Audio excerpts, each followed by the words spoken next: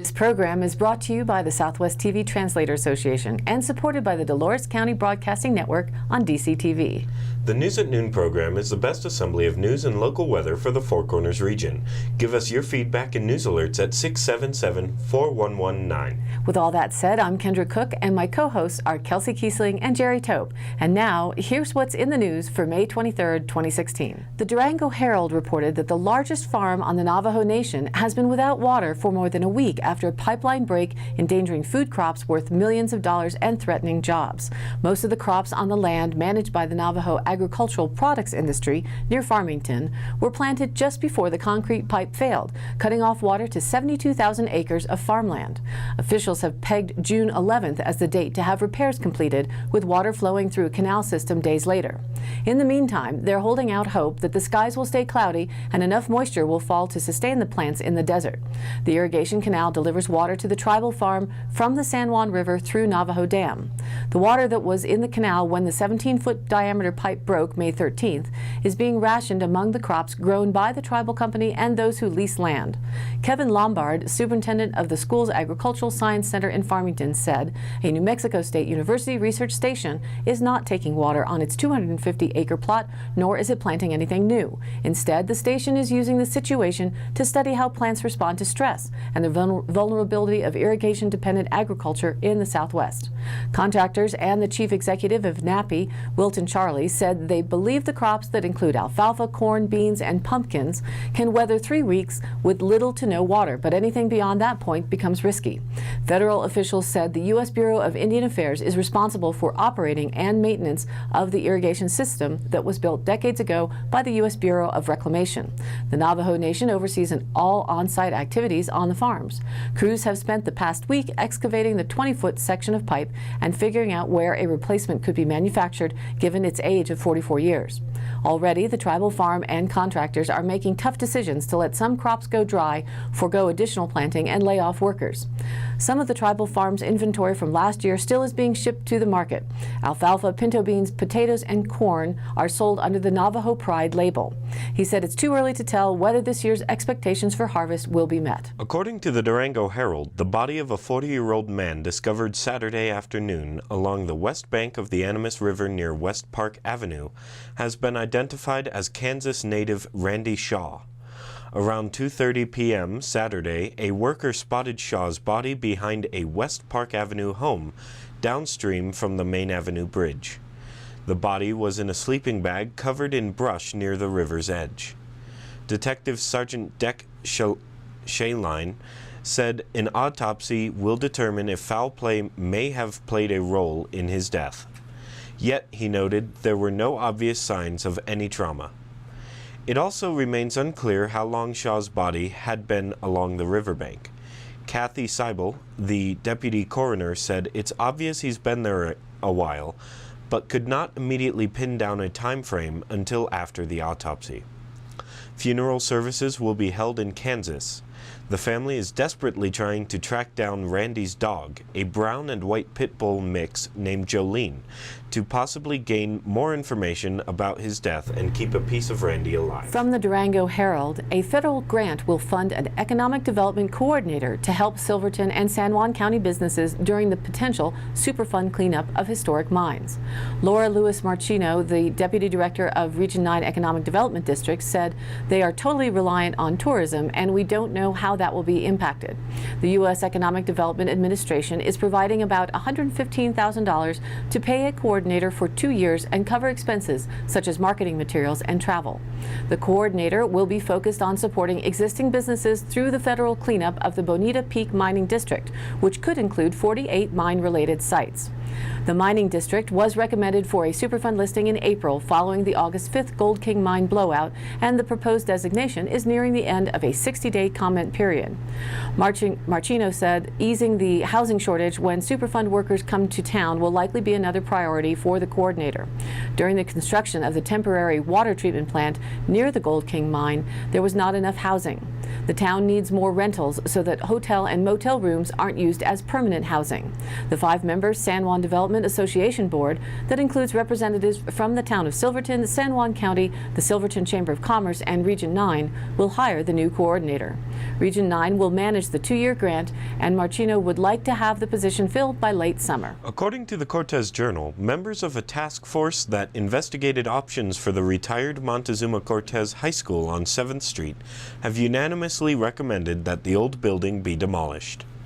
At the RE1 School District Board meeting Tuesday, board members didn't take an official vote on the demolition option, but all members verbally agreed that it should be torn down. The 28-member task force, made up of district staffers, local government officials, and members of the public, met several times in the past few months to investigate options for the former high school.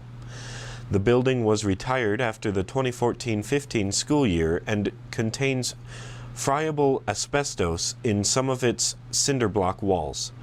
The task force studied several topics, including district financing options, abating asbestos, demolishing the building, and long-term planning for the site.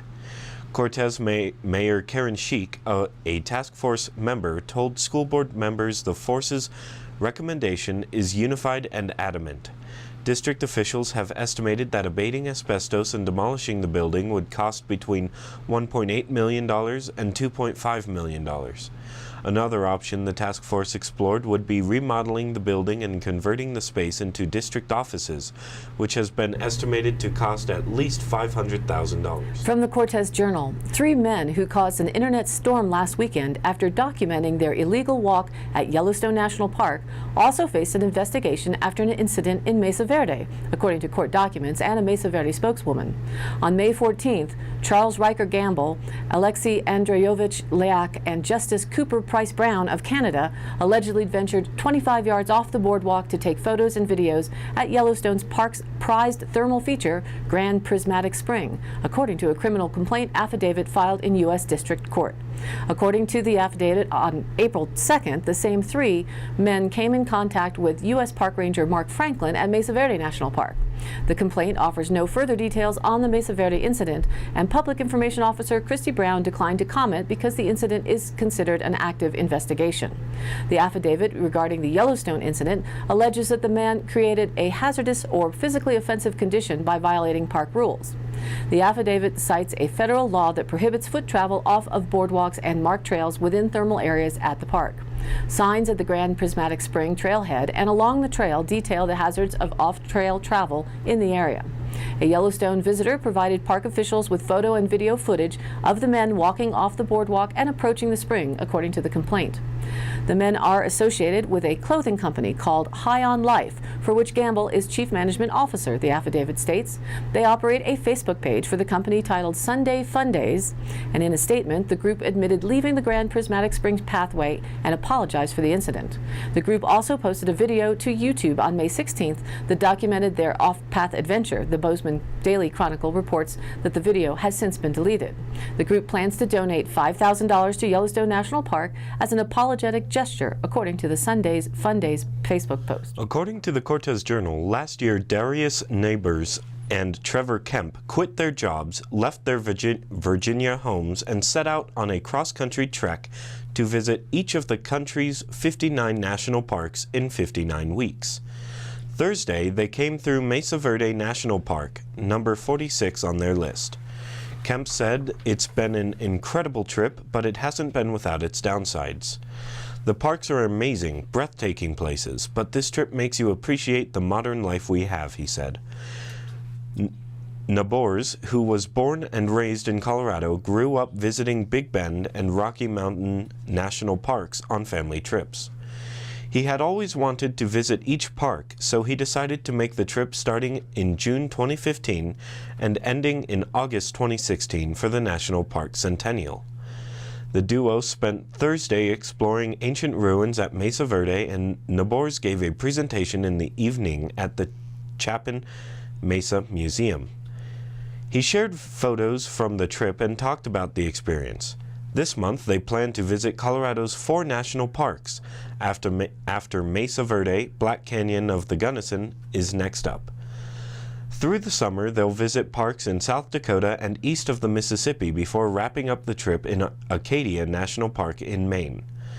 Though it's a whirlwind trip, Nabors said he feels they're still able to get the full experience at each of the parks. Kemp and Nabors are camping in the backcountry of many of the parks, making an effort to get off the beaten path and exploring lesser-known features of the parks, Nabors said.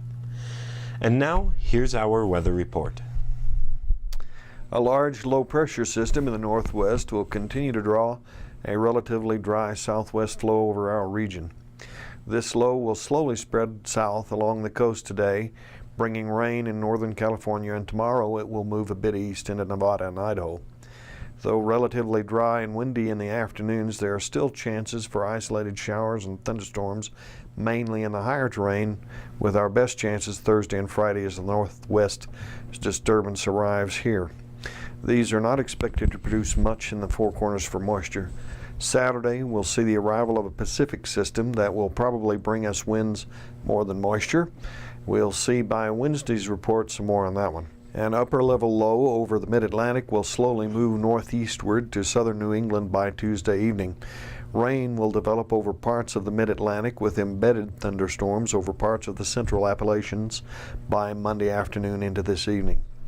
The rain will, with embedded thunderstorms, will move into parts of New England tomorrow morning and stay through the evening while the rain ends over the mid-Atlantic states. An upper-level trough over the western third of the country will linger through Tuesday evening. Rain with thunderstorms will expand into parts of the Great Basin to parts of the northern high plains by this evening. Overnight tonight, the rain will be limited to parts of southern and central California, northeastward into parts of the northern Rockies and northern high plains.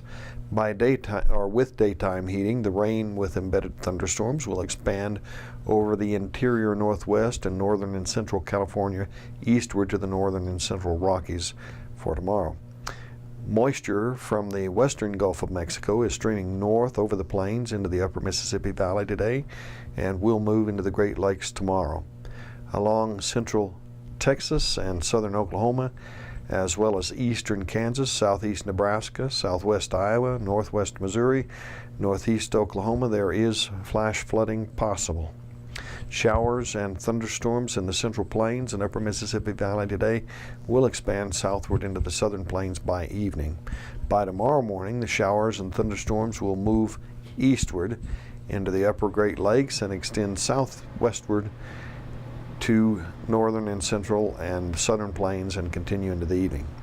In our 5-day forecast, high temperatures for the 5 days will be mostly in the lower 70s, with Thursday being cooler in the upper mid-upper 60s.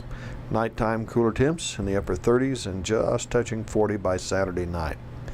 Wednesday evening, the Friday to Friday, later in the day, there are variable small chances of moisture, unlikely to produce much at this time. In our CO2 averages for last week, there were 407.29 parts per million. Week before last, 407.84 parts per million. 1 year ago, 404.05 parts per million, and 10 years ago at 385.21 parts per million. Now back to the news. According to the Cortez Journal, discipline in schools has followed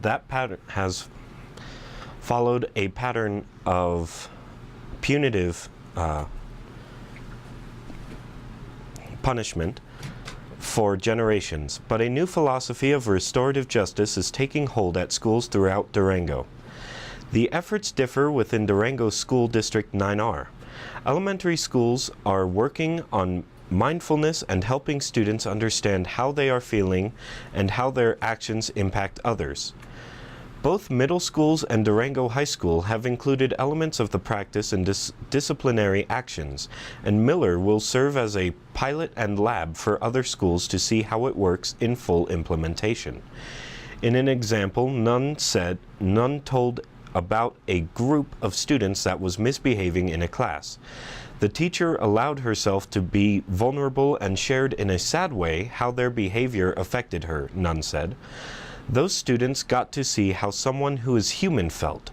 We had a great conversation and they really understood what they had done. The practice takes significantly more time for administrators and teachers, Nunn said. Big Picture High School in February instituted a fairness committee of one teacher, one underclassman, and one senior. The group has addressed 9 complaints this year, advisor Dreher Robertson said. According to the Cortez Journal, a decade-long fight to save the HD Mountains from oil and gas development took a hit last week on May 12th when leases on more than 6,000 acres of Forest Service land sold for $5.2 million. About 250 protesters attempted to shut down the auction at a Holiday Inn, overtaking the parking lot, occupying the hotel lobby, and chanting for more than an hour, according to High Country News. The 4 parcels within the HD Mountains, totaling 6,150 acres, accounted for $5,203,620. Jimbo Bucklerod with the San Juan County Citizens Alliance said, the effort to minimize, if not outright deter, the development of oil and gas on the remote, roadless mountain range goes back more than 10 years.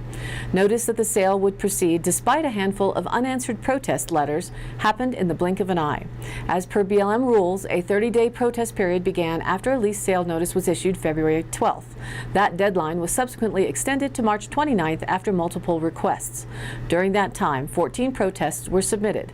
Notably, the Citizens Alliance filed a petition with 400 citizen signatures, and La Plata County commissioners argued the public was not involved enough in environmental studies. Petitions highlighted concerns over the impacts to wildlife, Native American cultural sites, air and water quality, as well as disturbances to an old-growth forest. Stephen Hall, communications director for the BLM in Denver, said everything went according to the books. The Bureau sent out a news release and posted notice of the sale on its website. Walt Brown, a geologist with the Forest Service, said all protests were denied because no new issues were raised that hadn't already been taken into account by previous planning studies. Brown said the leased parcels have a tremendous amount of surface protections, meaning future developers have little land to build infrastructure, roads, or drill, which will require them to use horizontal or directional drilling. Opponents of the lease sale have 30 days to file appeals. The buyers, Context Energy Company LLC and Allen & Kerms Ltd, have 10 years to put the land in production. Brown said any development would warrant further public comment periods. The BLM, in a news release, said Colorado receives 49% of the proceeds in lease sales, which resulted in $247 million from royalties, rentals, and bonus bid payments for all federal minerals in 2015. According to the Cortez Journal, a short rafting season on the lower Dolores River is looking more likely, managers of McPhee Reservoir said this week. Recent rain and snow in the Dolores Basin have improved the water supply forecast for the reservoir and lower river, says Mike Preston, manager of the Dolores Water Conservancy District. Colorado's second largest reservoir is expected to fill and provide farmers with a full allocation. While not guaranteed yet, the runoff forecast shows enough left over for a 5 to 10 days of rafting below the dam at a rate of 1,000 cubic feet per second. In the next week, reservoir managers will announce any planned boating releases and will target the Memorial Day weekend. However, given the cool weather pattern, it is possible that all or part of the spill will come after Memorial Day. Ramp-up could begin late next week and will be announced on the www.doloreswater.com website under the Releases tab. Whether there will be a spill has been a big question for the boating community in recent weeks. For months, a small spill was deemed probable. On May 1st, the forecast called for no spill. Then this week, a short one was predicted.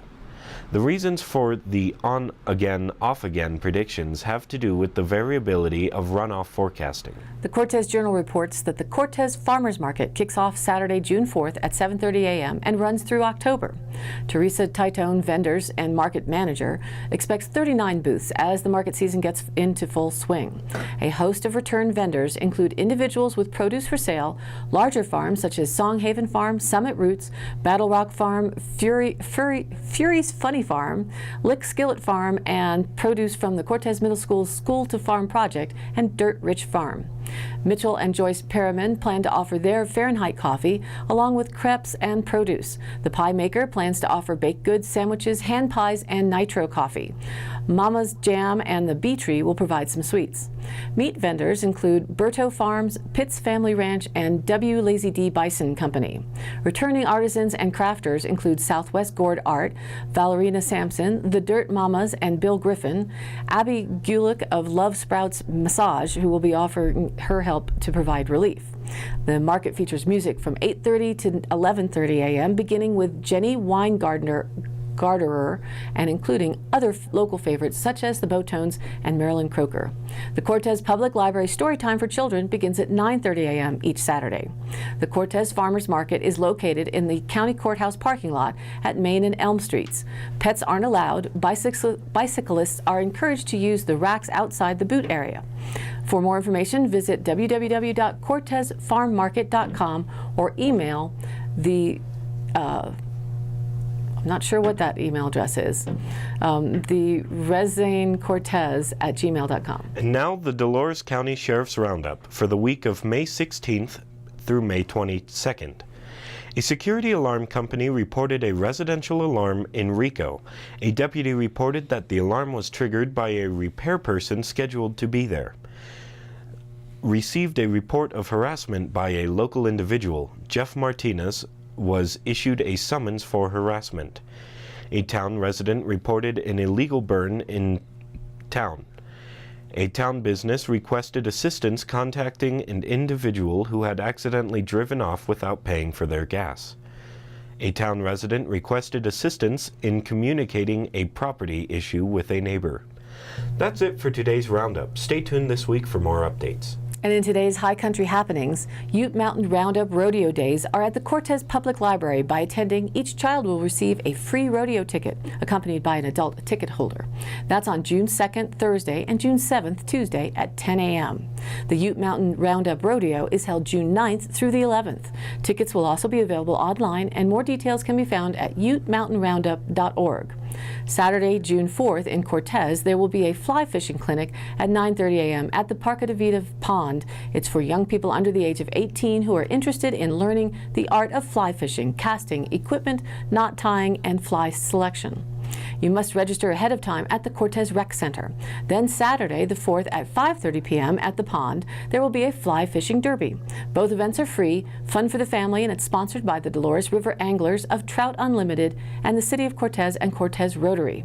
Wednesday, May 25th, San Juan Mountains Association is hosting a hike in Sand Canyon, Canyons of the Ancients National Monument, from 8:30 a.m. to 2:30 p.m.